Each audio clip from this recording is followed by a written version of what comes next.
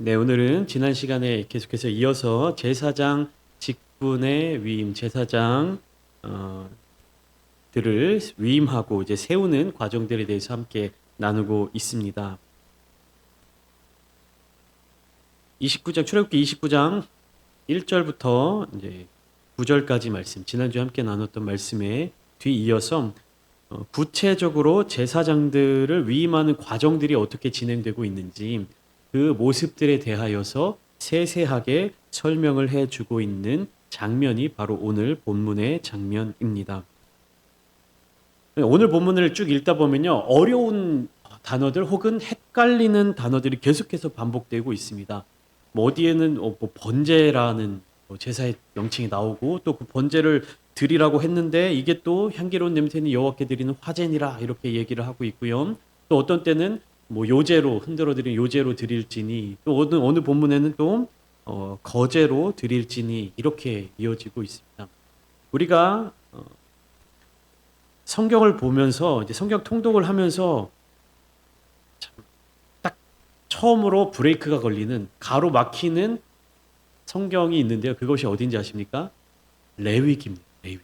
왜 그러냐면 창세기의 이야기는 하나님의 천지 창조로부터 시작해서 재미있는 어떤 역사적인 이야기들, 족장들의 이야기들, 또 위대한 믿음의 선조들의 이야기들이 쭉 이어지고 있고 또 출애굽기에서도 마찬가지로 모세를 필두로 한 애굽에서의 탈출하는 이스라엘 백성들의 어떤 그런 역사적인 이야기들, 재미있는 스토리들이 이어지고 있는데요. 출애굽기 후반부부터 시작해서 레위기에 들어서게 되면은 하나님의 백성으로서 가져야 할 어떠한 조건들, 율례들, 지켜야 할 규례들, 율법들, 하나님과 하나님의 백성들 사이에서 세워질 언약들에 대해서 설명을 해주고 있기 때문에 딱 레위기에 들어서면서 성경 통독을 하는데 딱 막히는 느낌이 든다고 합니다. 그러니까 재미의 여부는 둘째치고 이것이 설명하는 이야기가 어떠한 내용인지 구체적으로 잘 이해가 되지 않는다라고 하는 것이죠.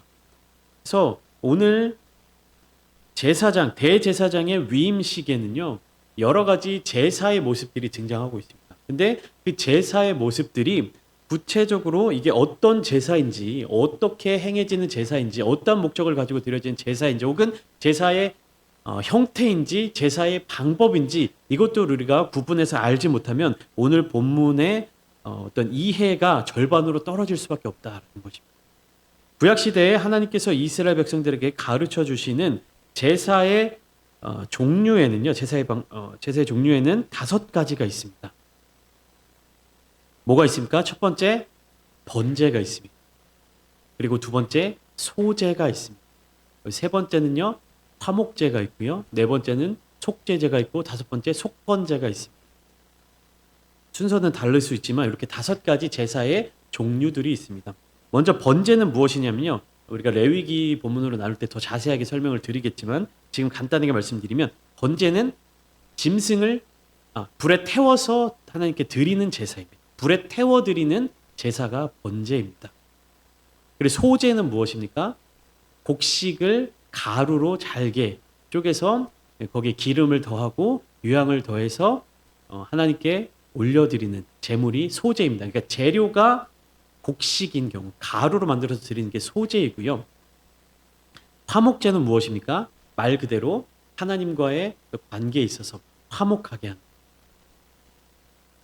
회복하게 하는, 화합하게 하는, 공동체 가운데 연합하게 하는 목적으로 드리는 제사가 화목제입니다. 이어지는 속죄제는 무엇입니까? 내가 알게 지은 죄, 모르고 지은 죄를 하나님 앞에 용서를 구하는 그 제사가 속죄제입니다. 마지막으로 속건제는 무엇이냐면요. 속죄제와 비슷한데요. 그것은 하나님의 성물 혹은 이웃의 어떤 재물이나 재산에 피해를 주거나 내가 그것을 훔치거나 도둑질했을 때 그것에 대한 보상과 더불어 드리는 제사가 속건제입니다. 이것이 하나님께서 레위기를 통해서 이스라엘 자손들에게 알려주신 제사의 5가지 종류입니다. 제사의 종류를 얘기해보라 하면요. 이 5가지입니다. 번제, 소제, 그다음에 화목제, 속죄제, 속건제 이렇게 5가지입니다. 그러면 여기서 나오고 있는 뭐 화제라든지 거제라든지 뭐 요제라든지 전제라든지 이런 것들은 무엇이냐? 제사를 드리는 모양, 혹은 이제 방법과 연관되어 있는 내용들입니다. 간단하게 얘기 드리면요. 화제는 무엇이냐면요. 불로 드리는 제사입니다. 불로 드리는 제사고요. 그다음에 요제가 있습니다. 요제는 뭐냐면 제물을 하나님 앞에 들어서 흔들어서 올려드리는 제사의 모습이 요제입니다. 흔드는 게 요제예요. 그리고 거제는 무엇이냐면요. 하나님께 제물을 높이 올려드리고 천천히 내리고 들었다 내렸다 하는 제사의 방식이 거제입니다. 그다음에 마지막으로 전제가 있습니다. 오늘 본문에는 나와 있지 않지만 다음 주에 함께 나눌 40절 말씀에 전제가 있는데 전제는 무엇이냐면요. 포도주나 독주를 부어서 드리는 제사의 어떤 방법입니다. 그러니까 제사의 종류와 제사의 방법이 각각 구분돼야 됩니다. 그러니까 우리가 화제다 혹은 번제다 이것이 머릿속으로 화제? 불로 드리는 방법인가? 번제도 불에 태워드리는 제사랬는데 그러니까 제사의 종류가 뭐 여러 가지가 있다. 제사의 종류가 무엇이 있다라고 우리가 이해를 하지만 이것이 제사의 방법인지 혹은 하나님께서 우리에게 명령해 주시는 제사의 종류인지를 정확하게 알아야 한다는 것입니다. 그래서 오늘 본문을 쭉 읽다 보면요. 이것이 어떤 제사인지 먼저 그것을 구분할 수 있어야 되는 것이에요. 예를 들면 18절 말씀을 한번 보실까요? 18절 말씀을 보시면 제가 읽어드릴게요. 그 순양 전부를 제단 위에 불사르라. 이는 여호와께 드리는 번제요. 이는 향기로운 냄새니 여호와께 드리는 화제니라. 이렇게 되어 있어요. 앞에는 번제요라고 되어 있는데 뒤에는 화제니라라고 되어 있어요. 그럼 이것은 무엇입니까? 제사의 종류는 번제이고요. 당연히 번제이니까 무엇으로 드려야 되는 것이에요? 화제로 불에 태워서 드려야 된다라는 제사의 방법인 것입니다. 그리고 또 24절을 보시면 24절 25절을 볼까요? 24절 25절 읽어드리면 그 전부를 아론의 손과 그의 아들들의 손에 주고 그것을 흔들어 여호와 앞에 요제를 삼을지며 여기 요제로 나와 있죠. 그리고 25절 너는 그것을 그들의 손에서 가져다가 제단 위에서 번제물을 더하여 불사르라. 이는 여호와 앞에 향기로운 냄새니 곧 여호와께 드리는 화제니라. 이렇게 되어 있습니다. 이것은 앞에서부터 쭉 이어지는 것인데요. 순양을 이제 드리는 제사와 그리고 무교병 광주리에 있는 과자들을 함께 드리는 제사인데요. 그 과자들 전부를 여호와 앞에 흔들어서 요제로 먼저 삼고 그것을 제단 위에 올려놓고 양과 함께 번제로 화제로 드리라라는 말씀입니다.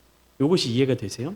여러분들이 집에 돌아가셔서 반드시 출애굽기 29장을 다시 한번 읽으시면서 이것이 제사의 종류인가 이것이 제사의 방법인가 이것을 구분해서 잘 살펴보셔야 됩니다. 이것을 알아야 성경 말씀에서 나타나고 있는 이 뜻을 우리가 깊이 깨달을 수 있는 것이에요. 요제니까 요제라고 하는구나. 뭐 번제니까 번제라고 하는구나. 이건 또 뭐지? 거제라고 나왔네. 이것도 하나의 제사의 방법인가? 이렇게 오해하시면 안 되고요. 제사의 종류에는 5가지가 있고요. 그 제사를 드리는 방법이 또 4가지로 구분되어 있다. 여러분들이 이것을 반드시 다시 한번 묵상하시면 좋겠습니다. 이것을 기억하시고 10절 말씀부터 자세하게 살펴보면요. 지난 시간에 대제사장의 위임식을 위해서 제물을 준비하라고 말씀하셨죠. 그 첫 번째 제물이 무엇입니까? 수송아지. 어린 수송아지 한 마리. 그리고 또 무엇이 있습니까? 흠없는 순양 2를 택해야 된다. 그러니까 짐승으로 드려질 제물로는요. 수송아지 하나와 순양 2를 택해야 되는데 이 3마리의 짐승 모두 무엇이 전제되어야 됩니까? 흠이 없어야 한다라는 것입니다. 그것을 통하여서 제사를 드릴 때 제사장들이 거룩하게 되어진다라는 것입니다.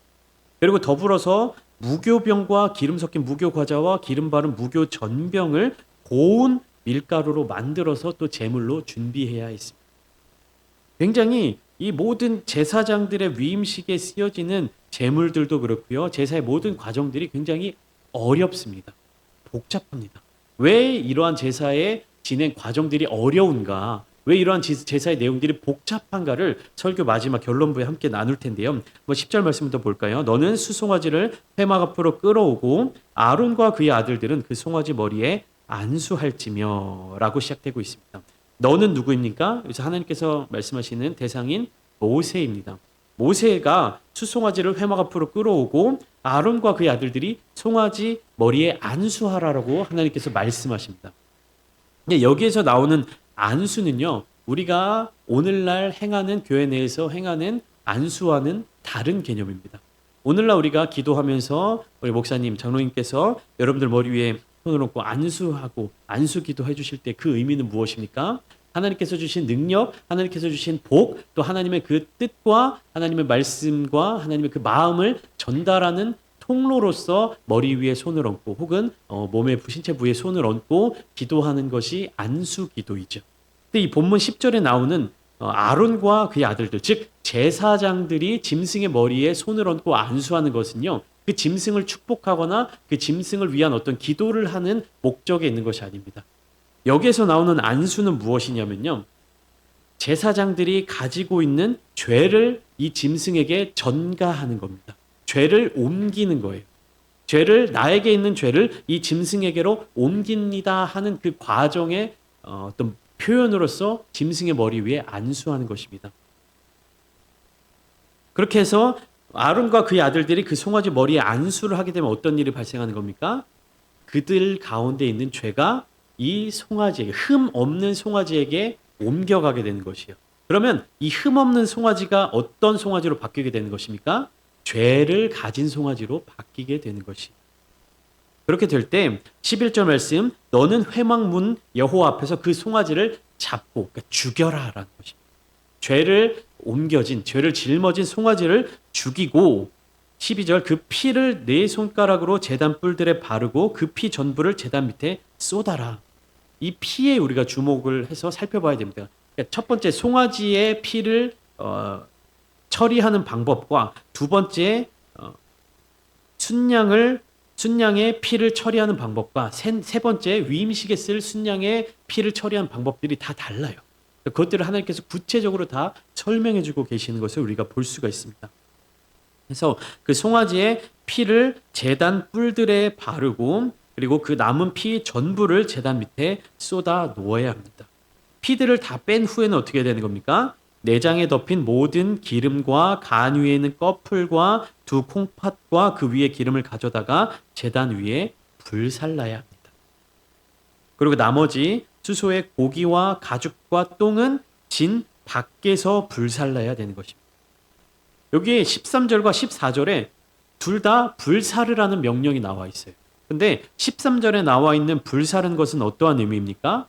내장 안에 들어있는 모든 기름 그리고 간 위에 있는 꺼풀과 콩팥과 그 귀의 기름을 가져다가 잘 정성껏 모아서 제단 위에 올려서 제단에서 불사르는 것입니다. 그럼 제단 위에서 불사른다는 것은 무엇을 의미하느냐? 하나님께 향기로운 냄새를 올려드린다라는 것 의미합니다.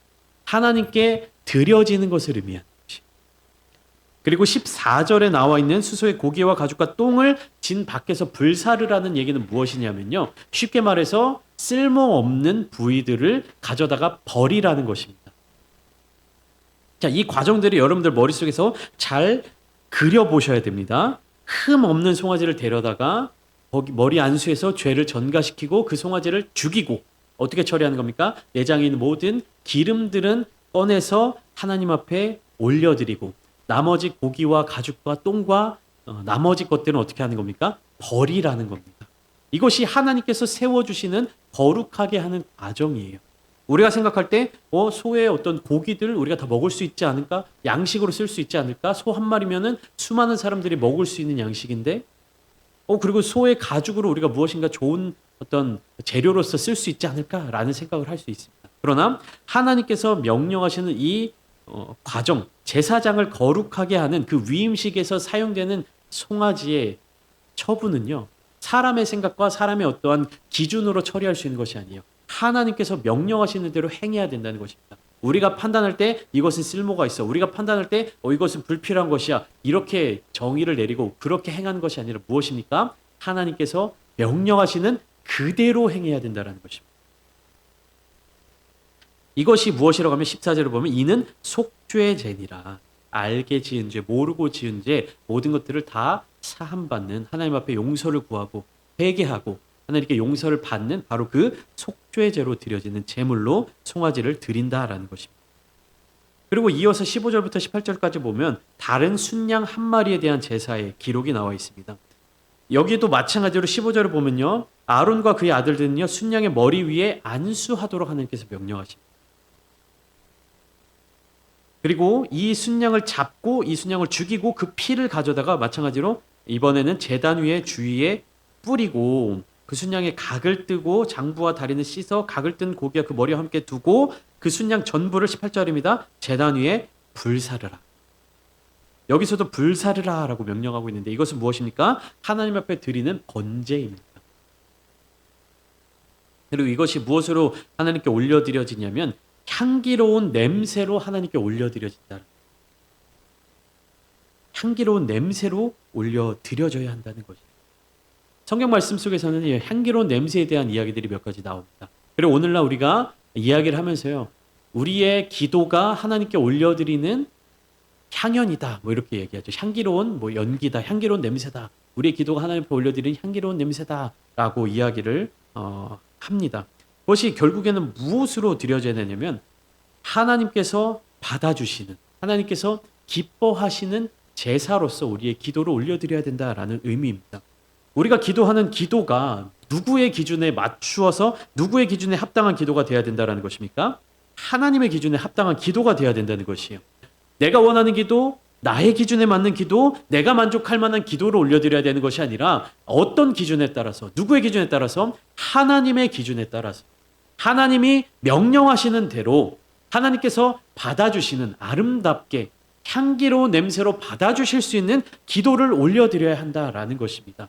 오늘날 우리가 하나님 앞에 예배를 드리는 것, 구약의 제사와 비교해서 우리가 예배를 드리는 모습이 얼마나 편안한지 혹은 얼마나 쉽게 예배를 드리는지를 다시 한번 생각해 보셨으면 좋겠습니다. 오늘 본문을 통하여서 거룩한 제사장을 세우는 이 위임식 가운데 얼마나 까다로운 절차들, 얼마나 정결한 절차들, 얼마나 흠이 없는 제물들을 준비해야 하는지, 그리고 그 제물들을 드리는 모든 과정 가운데 철저하게 하나님의 기준에 따라서 하나님 앞에 올려드리는 이 모습을 우리는 묵상하면서 우리의 삶에 적용해야 합니다. 향기로운 냄새로 우리 예배를 올려드려야 됩니다. 하나님께서 받으시기에 향기로운 냄새로 우리의 기도를 올려드려야 됩니다. 향기로운 냄새를 올려드리기 위해서는 무엇입니까? 죄악의 썩은 것들이 우리의 예배 가운데 존재해서는 안 된다는 것입니다.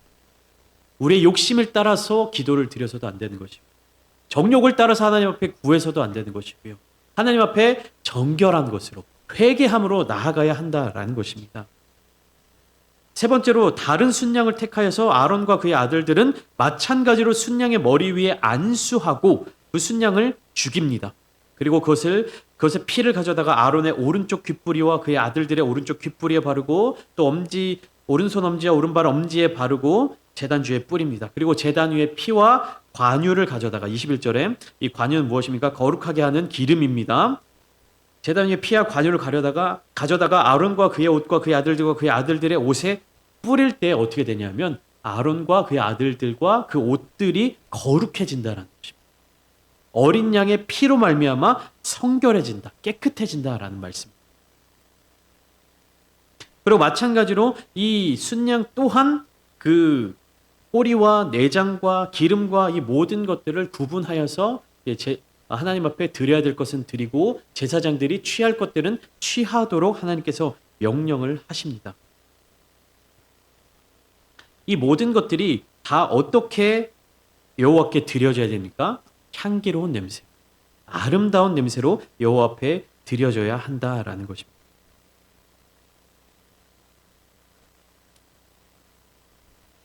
마지막으로 보시면 26절부터 이제 28절까지를 보시면 이 아론의 위임식 순양의 가슴을 가져다가 여호와 앞에 흔들어 요제를 삼으라. 이것이 내 분깃이니라. 하나님께서 분깃에 대해서 말씀하십니다. 그러니까 내가 차지할 분깃이다라고 되어 있는데요. 그래서 어떻게 하냐? 너는 그 흔든 요제물 곧 아론과 그의 아들들의 위임식 순양의 가슴과 넓적다리를 거룩하게 하라. 그러니까 아론과 그의 아들들이 가져갈 분깃인데요. 그것 또한 거룩하게 해야 한다는 것입니다. 이는 이스라엘 자손이 아론과 그의 자손에게 돌릴 영원한 분깃이요 거제물이니 곧 이스라엘 자손이 화목제의 제물 중에서 취한 거제물로서 여호와께 드리는 거제물이니라.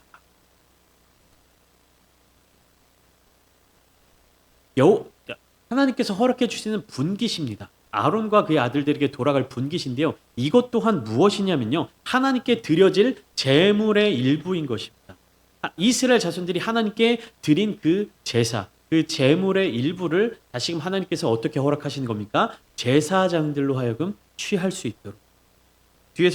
뒤에 이제 후반부를 쭉 보시면 제사장들의 양식으로 삼을 수 있도록 하나님께서 허락해 주신다라는 것입니다. 그런데요, 중요한 것이 있습니다. 제사장들은 그 자신과 그 자신의 의복 또한 거룩하게 해야 하는데 그들이 먹을 음식들까지도 거룩하게 해야 한다는 거예요. 그들의 모든 삶의 순간순간마다 모든 삶의 의복, 제가 의식주에 대해서 한번 말씀드렸죠. 그들이 입는 것, 그들이 먹는 것, 그들이 살아가는 모든 공간을 다 어떻게 해야 된다는 겁니까? 거룩하게 해야 한다는 것입니다. 그것이 하나님 앞에 서는 제사장의 의무이고 제사장들이 반드시 갖추어야 될 모습이다라는 것이죠. 여러분, 이 짧은 시간 내에 20분, 30분 이 시간 안에 짧은 시간 안에 제가 간단하게 이 위임식의 모습들 그리고 제사에 대한 모습들에 대해서 설명을 드렸습니다. 근데 대충 이렇게 쭉 성경 본문만 읽어봐도 어떻습니까? 굉장히 많은 재료가 필요하고 많은 인력이 필요하고 많은 준비가 필요하고 그 과정들 또한 철저하게 하나님의 명령에 따라서 순종해야 되는 모습들이 보여지지 않으십니까? 이것들이 결국에 하나님 앞에 드려지는 예배임과 동시에 무엇을 의미하냐 하면요. 아론과 그의 아들들, 즉 제사장들, 하나님 앞에 제사를 드리는 하나님 앞에 예배를 드리는 사람들을 거룩하게 만드는 과정들을 이렇게 쭉 설명하고 있는 것입니다. 쉽지 않다. 거룩하지 못한 죄인 그 자체인 이 사람을 거룩하게 만드는 것은요. 하나님의 뜻이고 하나님의 그 허락하에 거룩하게 되는 과정들이 있는데요. 이 거룩하게 되는 과정들이 이렇게 어렵다. 거룩하게 되는 과정들이 이렇게 복잡하다. 라는 것을 하나님께서 보여주고 계신 것입니다. 왜 그렇습니까? 하나님이 이스라엘 자손들을 용서해 주시기 싫으셔서 그러신 겁니까?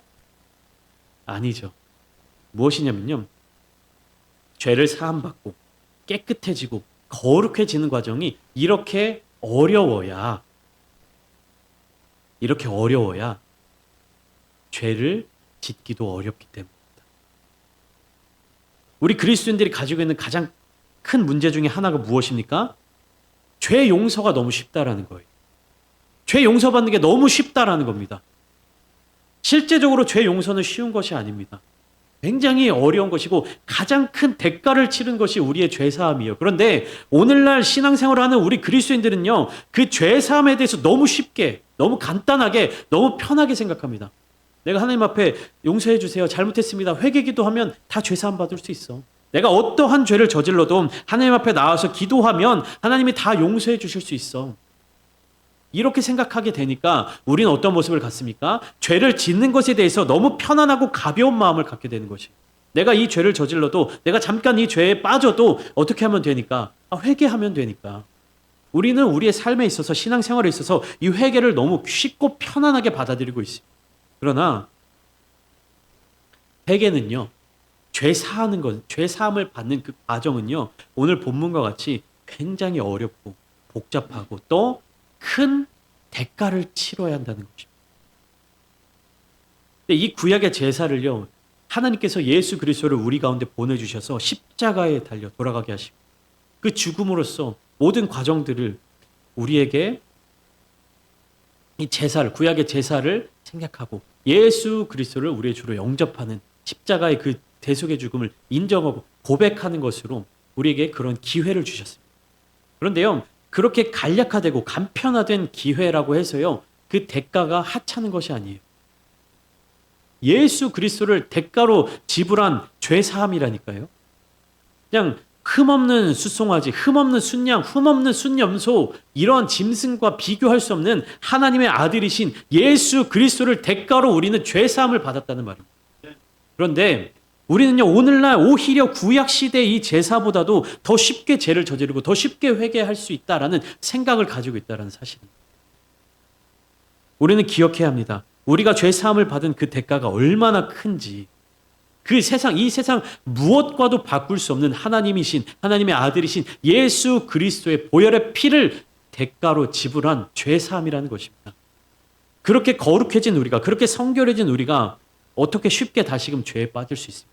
어떻게 다시 죄에 빠져서 예수 그리스도를 다시금 십자가에 못 박고 그 대속의 은혜를 쉽게 요구하고 쉽게 그렇게 기도할 수 있단 말이에요.